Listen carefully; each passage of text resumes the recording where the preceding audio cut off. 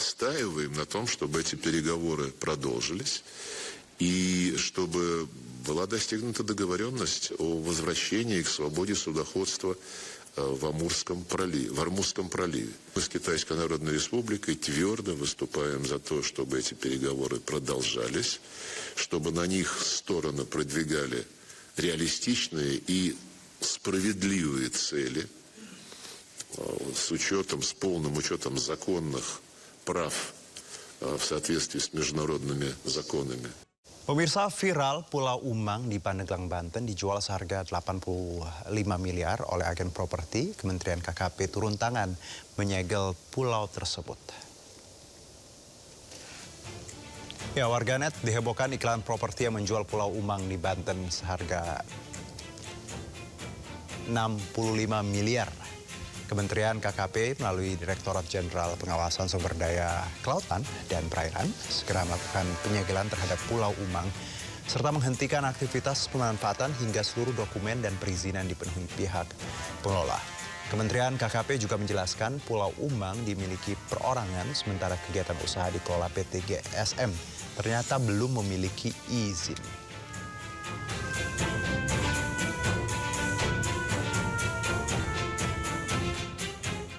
Usaha yang hasil pengawasannya ditemukan belum memiliki perizinan itu kita hentikan sementara kegiatan.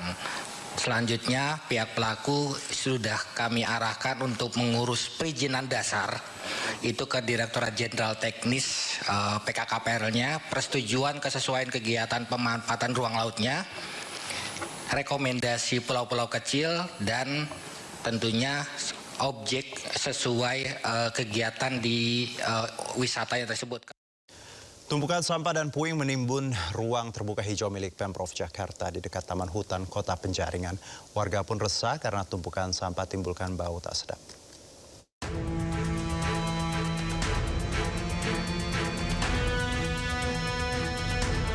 Tumpukan sampah dan puing menghiasi pemandangan di Jalan Kepanduan 2, Penjaringan, Jakarta Utara. Lokasi ini berada dekat Taman Hutan Kota Penjaringan. Lokasi yang dulunya merupakan ruang terbuka hijau dan area resapan air milik Pemprov Jakarta ini kini sangat memprihatinkan.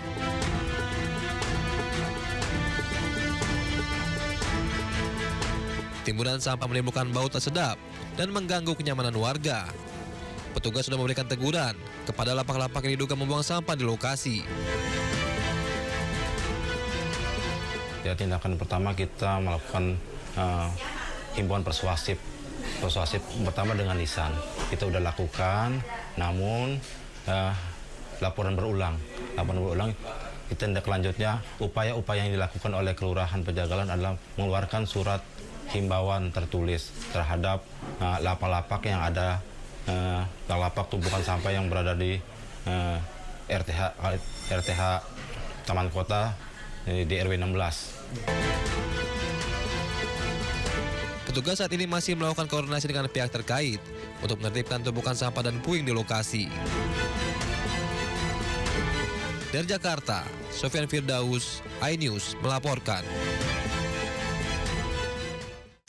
Limbah busa kembali mencemari Kali Kamal Muara Penjaringan, Jakarta Utara. Warga pun resah. Ya, limbah busa di Kali Kamal Muara ini kerap muncul dan belum ada penanganan konkret dari petugas terkait. Tebalnya busa membuat petugas badan air kesulitan membersihkan sampah di permukaan kali. Warga kian resah karena busa kerap terbang terbawa angin hingga ke jalan dan permukiman. Limbah busa diduga berasal dari limbah rumah tangga dan pabrik di sepanjang aliran Kali Kamal Muara. Busa mulai muncul saat rumah pompa menyedot air ke laut.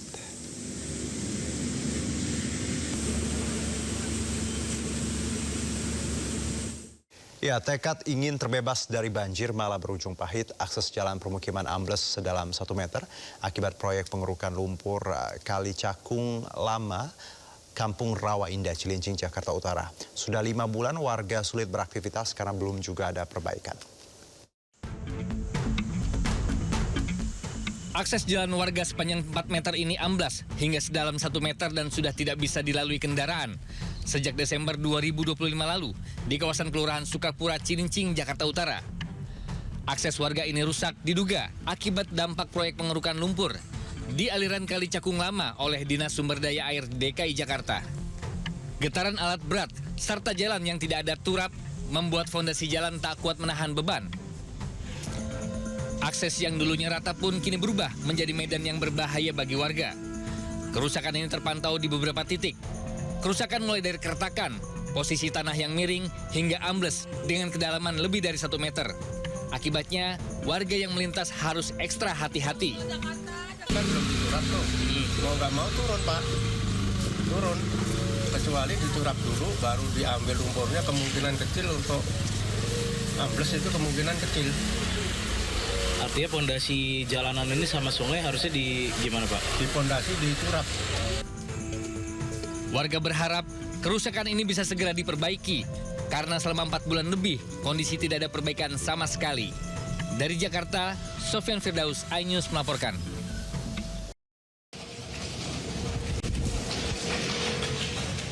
Banyaknya bahan mudah terbakar menyebabkan api cepat merembet dan melalap 5 rumah di kawasan padat penduduk di Jalan Bakti, Pulau Gebang, Cakung, Jakarta Timur. Damkar yang datang pun berusaha melokalisir api agar perembetan tidak meluas. 12 unit mobil pemadam dikerahkan ke lokasi untuk menjinakkan si jago merah. Diduga, api berasal dari lantai 2 salah satu rumah yang disebabkan korsleting listrik. Hingga akhirnya api merembet ke rumah lain di sebelahnya. Bahkan sempat terdengar suara letupan dari arus listrik. Meski tidak ada korban jiwa, namun kerugian material ditaksir mencapai ratusan juta rupiah. Saya istirahat tuh ya, istirahat ada kira-kira sejam gitu. Nah, langsung bledor-bledor kayak petasan, langsung bubar di atas, udah di atas iya. Ya udah, iya, ya kan nggak sempat ke atas, nggak sempat ke dalam. Udah tolongin apa tolongin, kata saya gitu. Kebakaran juga melalap tempat pencucian motor di Jalan Ampera 7 Pademangan, Jakarta Utara. Sejumlah warga yang melihat api sudah membesar berupaya memadamkannya dengan alat seadanya.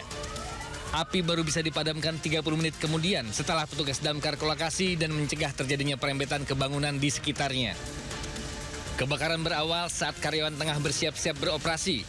Namun ketika hendak menyalakan alat steam, terjadi percikan api yang diduga akibat korsleting.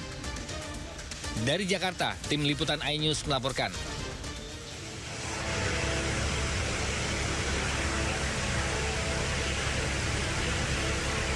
Satu unit truk jenis PS terbakar di Jalan Lintas Timur, kilometer 38 di Desa Bukit Baling, Kecamatan Sakernan, Kabupaten Muaro Jambi, Rabu dini hari.